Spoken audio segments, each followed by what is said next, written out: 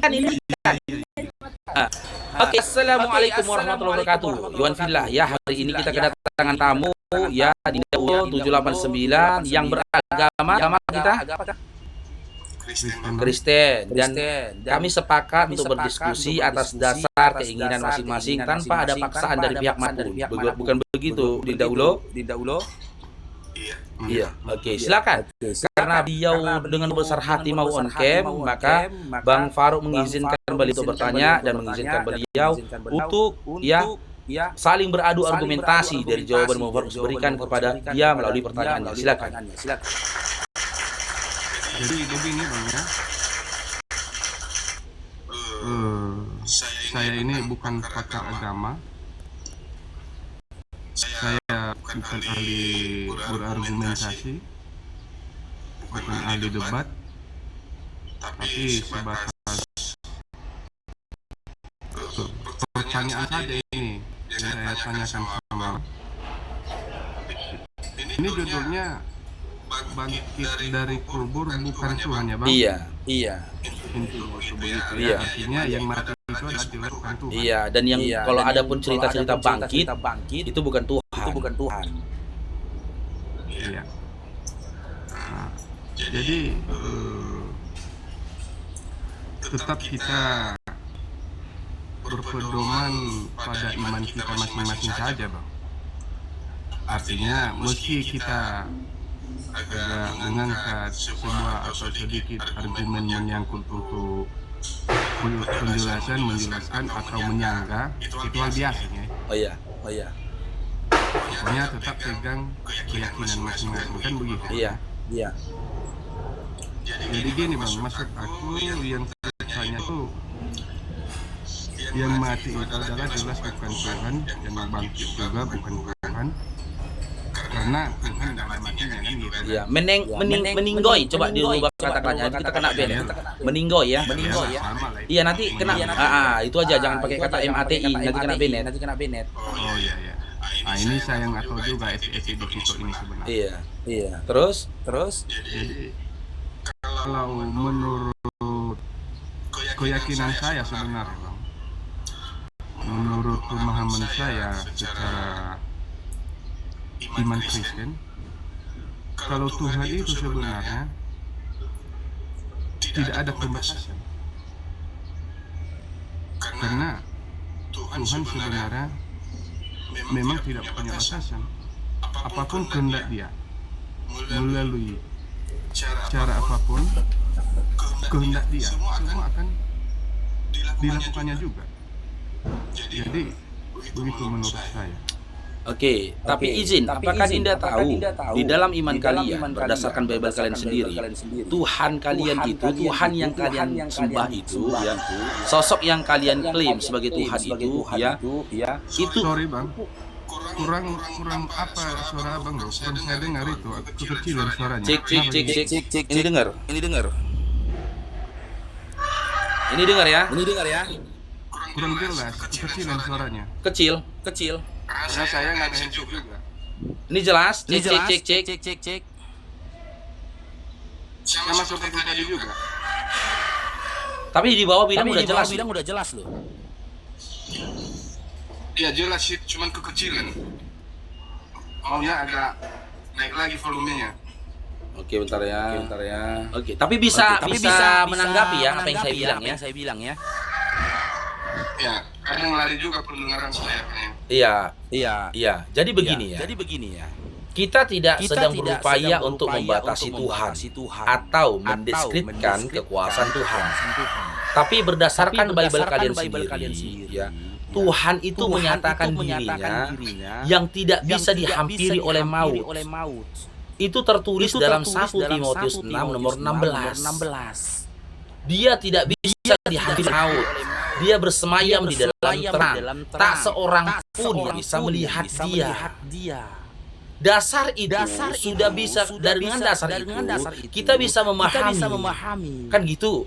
Seharusnya kalian beriman kepada Bible dan menjadikan Bible sebagai fondasi iman kalian. Harusnya kalian nggak percaya kalau Tuhan itu mati, apalagi dan juga bangkit. Karena lahir, hidup, lalu meninggal, itu sifat makhluk. Dan makhluk itu bukan Tuhan. Bilangan 23 nomor 19.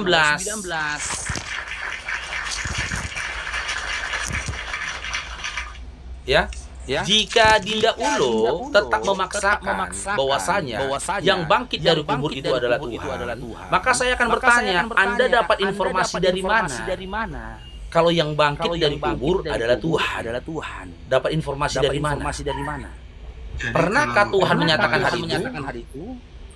Itu jelas ayat-ayatnya dalam Alkitab itu semua. Di mana? Kasih satu contoh. Tuhan menyatakan dirinya meninggal lalu bangkit. Di mana? Informasi dari segala untuk dalil-dalil agama itu kan termuat di dalam kitabnya kita itu masing-masing sebenarnya ayat-ayatnya. Cuman saya tidak menguasai soal penguasaan atau untuk mengetahui di mana ayat tersebut. Saya tidak mengerti. Tapi kalau soal dalilnya ayat-ayat itu semua sudah lengkap di Alkitab. Ya, bagaimana dengan kitab Timotius yang mengatakan 1 Timotius 6 nomor 16. Dialah satu-satunya yang tidak takluk pada maut, bersemayam dalam terang yang tak terhampiri.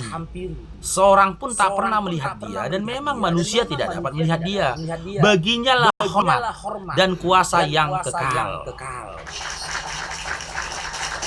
Jika kita berpegang kepada ini, kepada kitab Timotius yang menggambarkan tentang sifat Tuhan itu, tak mungkin Tuhan meninggoy. Tak ada manusia yang bisa melihat dia. Bahkan tidak ada cerita mengatakan dia bernuzul atau dia reinkarnasi menjadi manusia, nggak ada. Baginya lah segala hormat. Bagi Tuhan lah segala hormat. Gak mungkin seseorang yang dihormati tetapi diludahi. Ludah itu bukan lambang hormat. Pukul-pukul itu bukan sebuah kehormatan bagi seseorang. Ya, penyiksaan dan juga kematian itu bukan sebuah kehormatan bagi seseorang. Secara Islam intinya yang namanya sebutan namanya Tuhan itu adalah yang terhormat dan tidak pernah terhina dan segala macamnya. Tapi gini Bang, Tuhan itu, Yesus itu dalam artian Kristen, memang benar kata Abang, Tuhan itu tidak takluk terhadap maut, benar. Tuhan tidak mati, benar. Tapi kehendak Tuhan, dia memperalat tubuh manusia itu untuk menyatakan kuasanya. Oh, berarti maksudnya ini Anda memperalat tubuh Yesus, gitu. Untuk menyatakan kuasanya, gitu.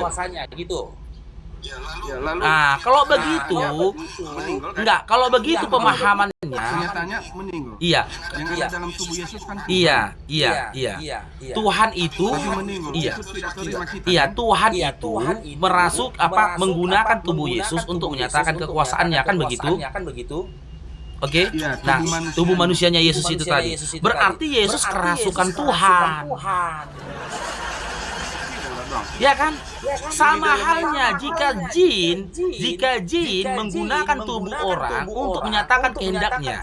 Ya kan? Itu berarti orang itu kerasukan setan. Cara berlogis apa itu saya benar. Saya memahami. Saya paham itu Bang. Cara lainnya saya macam-macam begitu. Bang, kalau soal bukan berbantahan kita. Gini Dinda, kita nggak usah berbantah-bantah. Sekarang saya tanya, jika seorang manusia digunakan oleh jin tubuhnya untuk menyatakan kehendaknya jin, bukankah dia dinyatakan kerasukan pada saat itu? Gimana? Tidak, saya tidak membahas tentang jin. Tidak. Saya hanya memberikan analogi. Ini analogi, Dinda. Saya berikan analogi. Ya, kita tinggalkan dulu cerita tentang Tuhan. Seseorang yang dijadikan jin tubuhnya untuk menyatakan kehendak jin, ya. Pemahaman orang awam kan menyebutkan dia itu kerasukan jin. Betul? Iya, orang awam memang benar. Iya, jin. Iya, orang kita. mudah menyampaikan. Umumnya, bukan orang awamnya, orang umumnya mengatakan dia kerasukan jin. Jika Tuhan menggunakan tubuh orang, masuki tubuh orang, ya tubuh manusia untuk menyatakan kekuasaannya, berarti dia kerasukan Tuhan kan? Bukan kerasukan itu, Bang. Jadi Tuhan memakai tubuhnya. iya, ketika Tuhan memakai tubuhnya, ya tubuh manusia ini tadi, bukankah untuk menyatakan kehendaknya Tuhan? Ya kan? Tapi perbuatan manusia ini tadi di luar dari kendali dia. Gitu loh.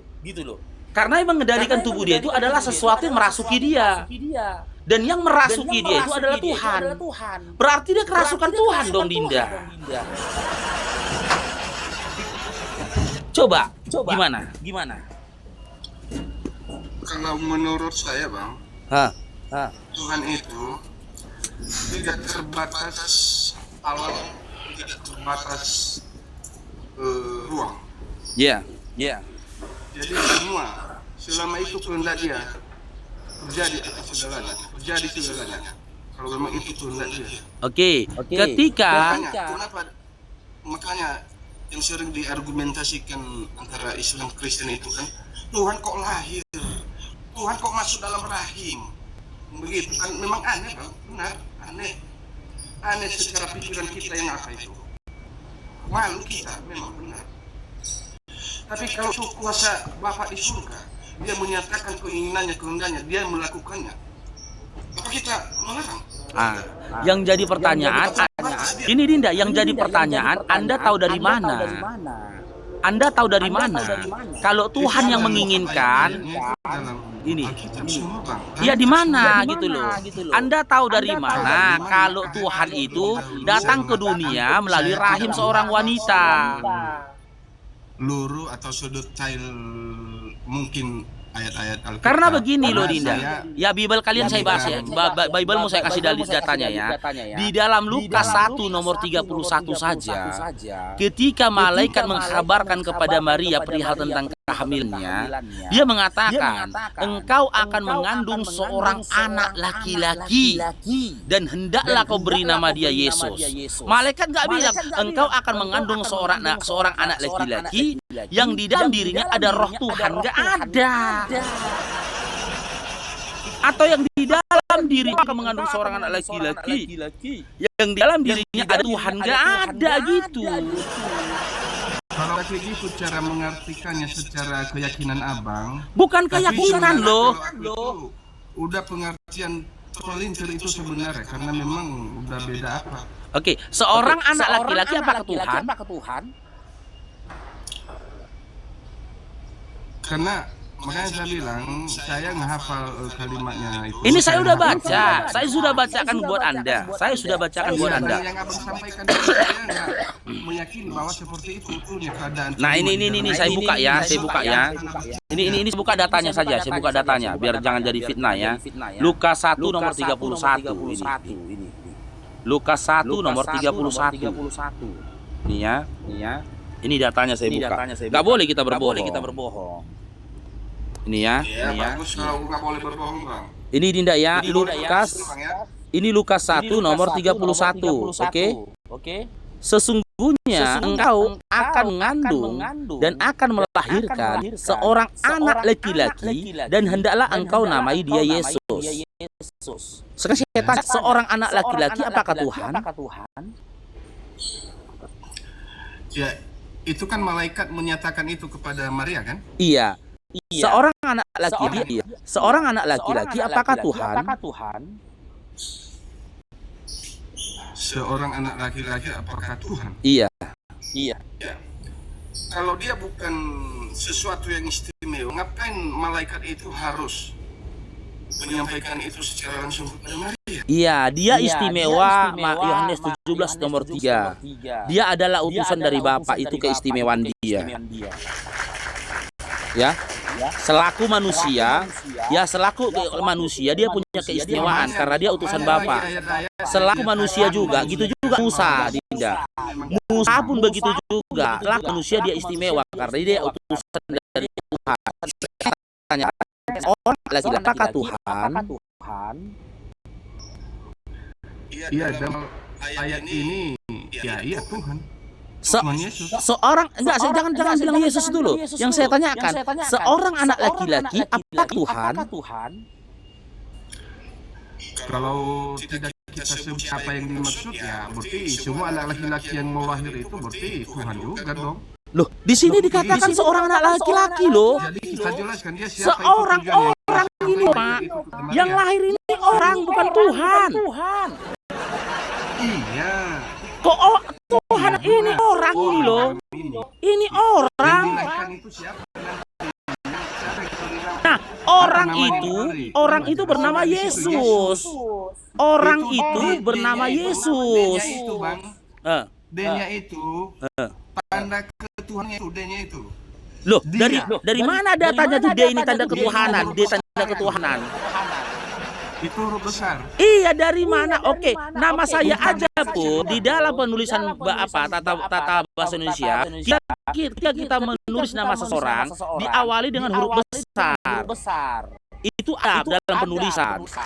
Kalau nama awal nama ada itu Y. Iya. Tapi itu kan menamai apa huruf baca yang ada. Kalau di sini, Bang, ya Dinda ya, kalau kata dia ini mengarah kepada Tuhan, Menamai itu ada tanda baca enggak? Yang baru dia. iya, yang saya tanyakan ini loh. Itu menyatakan ketuhanan dia itu. Dia Orang Yesus. di sini tertulis seorang loh. Apakah orang itu Dia Tuhan? huruf besar itu. Iya, apakah orang Tuhan? Ya, tentu orang memang benar bukan Tuhan. Nah, bukan Tapi makanya Tuhan. kita bilang tadi, Tuhan menggunakan tubuh orang. Hah? Tuhan menggunakan tubuh orang, tubuh manusia kan begitu? Oh, berarti Manusia kan orang juga. berarti Tuhan menggunakan tubuh orang untuk jadi Tuhan. Ya, orang kan manusia juga. Iya kan? Artinya menggunakan tubuh manusia. Iya, gini loh Dinda. Orang menggunakan tubuh Tuhan menggunakan tubuh orang untuk menjadi Tuhan gitu. Maksudnya? Tadi Anda Orang katakan ya Tuhan Tuhan menggunakan menggunakan tubuh orang. iya, Anda katakan tadi Tuhan menggunakan tubuhnya kan gitu. Ya kan? Iya. Terus saya tanya, ya, tubuh ini kan disebut orang.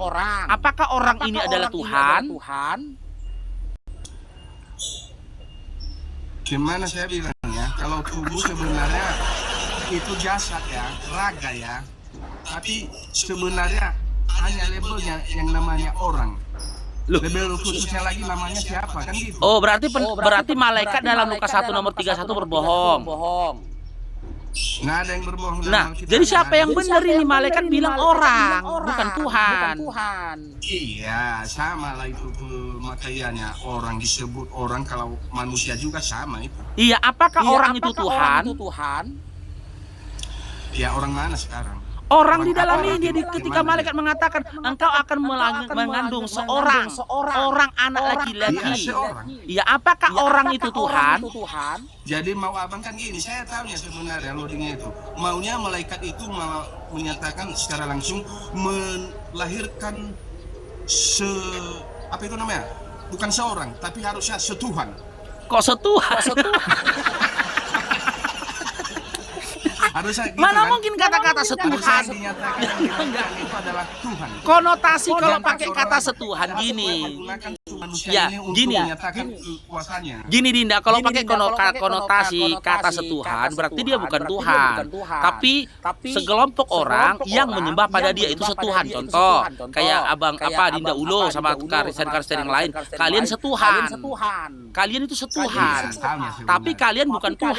Gitu loh. Saya hanya apa itu tadi sebenarnya. Nah, Sempat iya. saya bilang itu Jadi setuhan. sekarang saya tanya sekarang.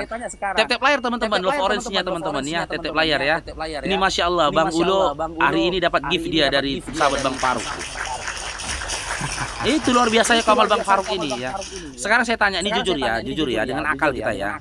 Apakah orang itu adalah Tuhan? Gini Bang ya, saya jelaskan. Sebenarnya saya bukan debat sebenarnya, karena saya pun jangankan menguasai ayat-ayat Alkitab, saya pun bukan aktivis gereja sebenarnya.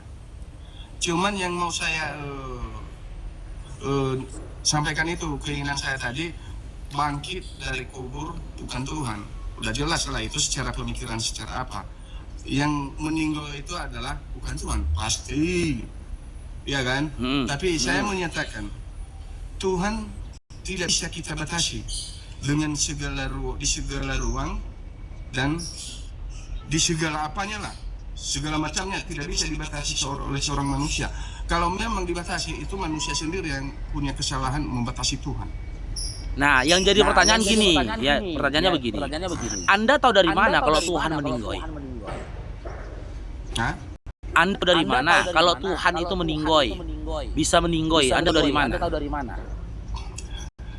Yang meninggoy itu, Bang, itu raga dalam bentuk manusianya. Ya.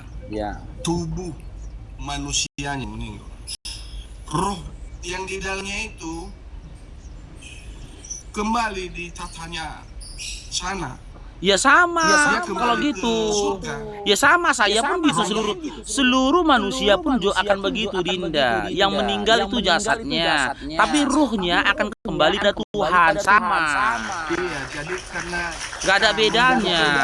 Berarti fix ya, yang meninggal itu bukan Tuhan. Selesai. Bener berarti. Drom, cair Bang Mr. Den, drom. Dia kan udah jelas itu. Bukan Tuhan, tapi dibuat Tuhan itu membuat dirinya seolah-olah meninggal. Apa kita larang juga itu? Di mana tertulis Tuhan membuatnya seolah-olah meninggal? Enggak aja. Masa Tuhan pura-pura meninggal?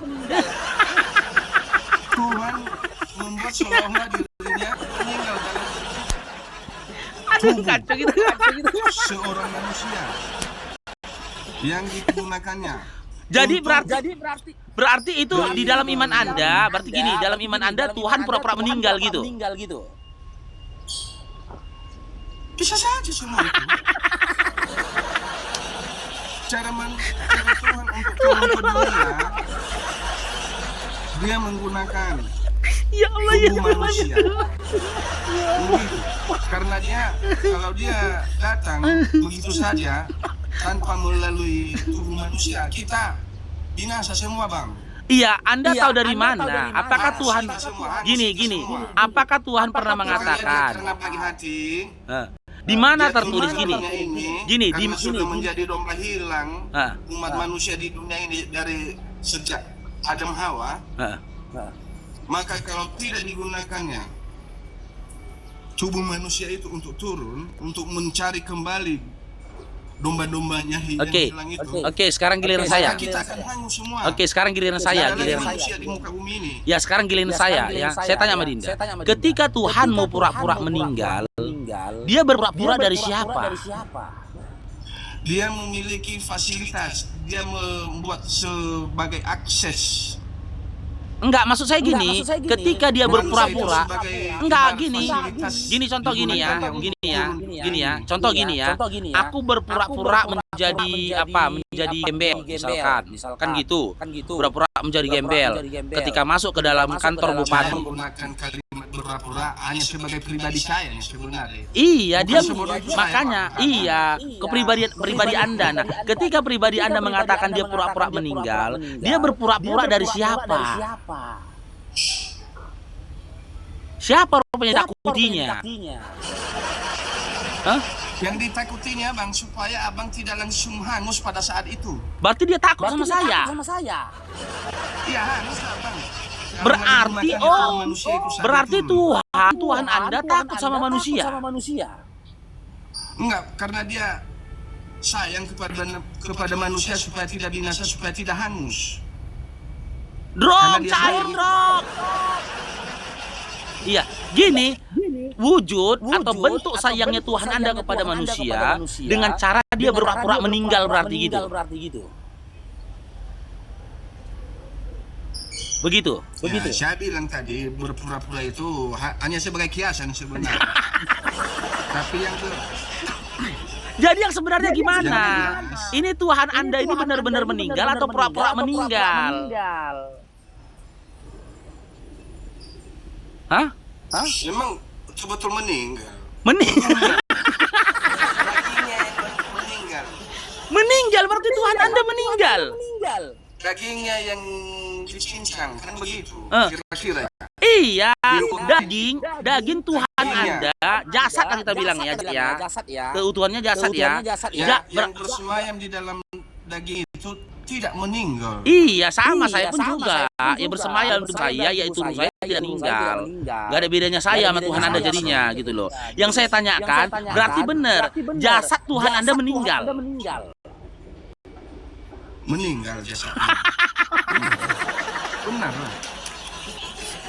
Karena apa? Apa artinya sebuah raga?